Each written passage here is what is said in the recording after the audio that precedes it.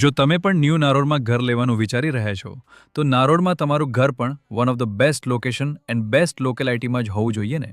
તો તે માટે અમે તમારા માટે લઈને આવી ગયા છીએ નિયર પૂજા ફાર્મ અને કર્ણાવતી 5ના વોકિંગ ડિસ્ટન્સ પર. Ready to move 2 BHK flat.